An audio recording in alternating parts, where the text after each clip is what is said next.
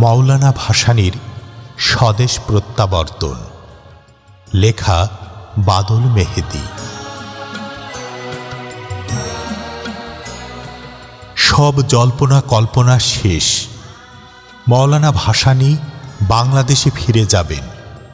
ভারত সরকারের এটাই ছিল নির্দেশ। যুদ্ধকালীন প্রবাসী সরকারের সর্বদলীয় উপদেষ্টা কমিটির সভাপতি মজলুম জননেতা মাওলানা আব্দুল হামিদ খান ভাসানী কবে ফিরবেন স্বাধীন বাংলাদেশে? এতদিন উৎকণ্ঠায় ছিল দেশবাসী।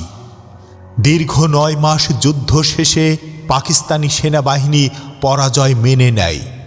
93,000 পাকিস্তানি বন্দি সেনা আত্মসমর্পণ করে 16 ডিসেম্বর রেসকোর্স ময়দানে। অভাবনীয় সে দৃশ্য। মুক্তি সেনারা উল্লাসে ফেটে পড়ে সারা বাংলায়। বর্ষিয়ান জননেতা মাওলানা ভাসানী এখনো ভারতের মাটিতে। স্বাধীন বাংলাদেশে আসেননি ফিরে। এ যেন আনন্দের মাঝে বেদনার এক করুণ বেহাগ। পাকিস্তানের বন্দিশালা থেকে মুক্তি পান বঙ্গবন্ধু শেখ মুজিবুর রহমান, কিন্তু বৃদ্ধ জননেতা মাওলানা ভাসানী ভারত সরকারের ছাড়পত্রের অপেক্ষায়। বন্দী না হয়েও ফিরতে পারছেন না তিনি। যুদ্ধ তো শেষ।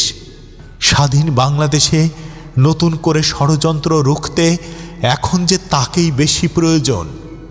মাথা চাড়া দিয়ে উঠছে সাম্রাজ্যবাদের চর আর তাদের স্থানীয় দোসর। অঙ্কুরে রুখতে হবে এদের অনুশাসন।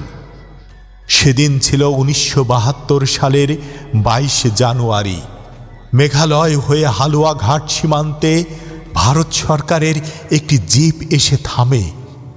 ততক্ষণে প্রচার হয়ে গেছে মাওলানা ভাসানী আসছেন স্বাধীন বাংলাদেশের মাটিতে।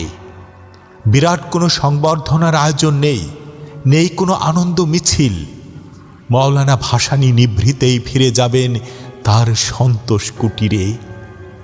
হাজারো অনুসারী, হাজারো মুরিদ সেখানে অপেক্ষার ভিড়ে। হয়তো সেখানে বসেই মজলুম জননেতা আবার ডাকবেন কোনো জাতীয় সম্মেলন। হুঙ্কার দিয়ে বলবেন, শোষণমুক্ত সমাজ ব্যবস্থা চাই। মুজিব, তোমার কাছে দাবি আমার একটাই,